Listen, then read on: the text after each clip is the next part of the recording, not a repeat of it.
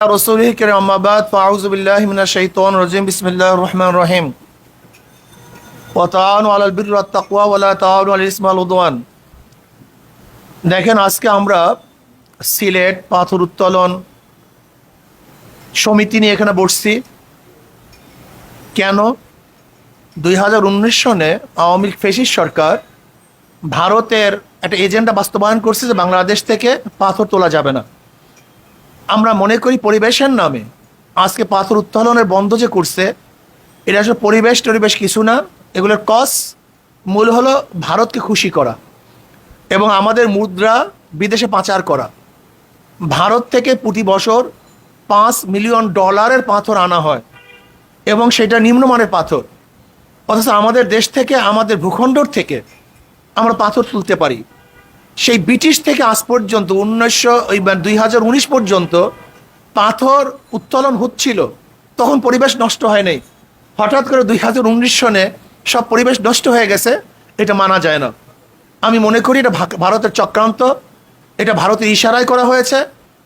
তারা যেন তাদের নিম্নমানের পাথর আমাদের দেশে বিক্রি করতে পারে, এর জন্য আমাদের পাথর তুলতে বাধা দিয়ে মাত্র তাদের ভিতর থেকে পাহাড় কেটে আমাদের দেশে পাথর তারা এক্সপোর্ট করতেছে, অথচ তাদের পাথরের পাহাড় কাটলে পরিবেশ নষ্ট হয় না, আর আমাদের নদীর থেকে পাথর তুলে পরিবেশ নষ্ট হবে কেন?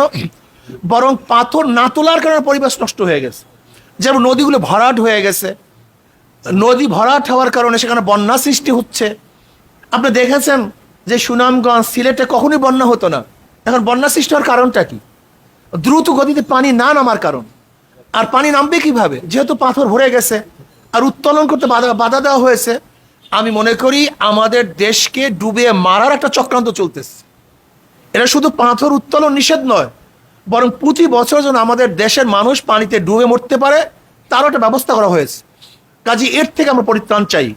কোনো অবস্থাতেই পরিবেশের দোহাই দিয়ে আমাদের সম্পত্তিকে যারা বাধা দিবে এবং যারা আমাদেরকে ডুবিয়ে এবং চুবিয়ে মারার চেষ্টা করবে, এটা আমরা কোনো অবস্থাতে মানতে পারি না। আমি অন্তর্বর্তী সরকারকে বলবো, আপনি অচিরেই পাথর তোলার অনুমতি প্রদান করুন। আর যদি আপনি অনুমতি প্রদান না করেন তাহলে আমি মনে করব আপনিও ভারতের চাপে নতি স্বীকার করেছেন। যেহেতু এটা ভারত আমাদেরকে এই আইন করতে বাধ্য করেছে, এটা দেশীয় কোনো আইন হতে পারে না। দেশের লস করে, দেশের ধ্বংস করে, দেশকে ডুবিয়ে পরিবেশের দোহাই দিয়ে আজকে পাথর উত্তোলন বন্ধ করার আইন, এটা বাংলাদেশের স্বার্থে হতে পারে না, বরং এটা ভারতের স্বার্থেই হতে পারে। এর জন্য আমি আমার যে সমস্ত ভাইয়েরা আছেন, আসুন আমরা সম্মিলিতভাবে আমাদের দেশের সম্পদ রক্ষা করার জন্য আমরা ইনশাআল্লাহ কাজ করব, কাঁধে কাঁধ মিলিয়ে কাজ করব। যদি আমরা কাঁধে কাঁধ মিলিয়ে কাজ করতে পারি তাহলে আমাদের দেশীয় সম্পদ রক্ষা হবে, পরিবেশ সুন্দর হবে এবং প্রতি বছর 5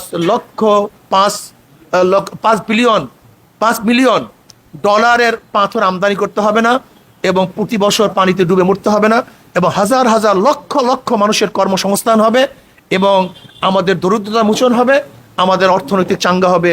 কাজে আল্লাহ আমাদের সবাইকে একই সাথে এই কাজগুলি করার তৌফিক দান করেন। আপনারা সবাই ভালো থাকবেন, আপনাদের সাথে আছি। আসসালামু আলাইকুম ওয়া রাহমাতুল্লাহ।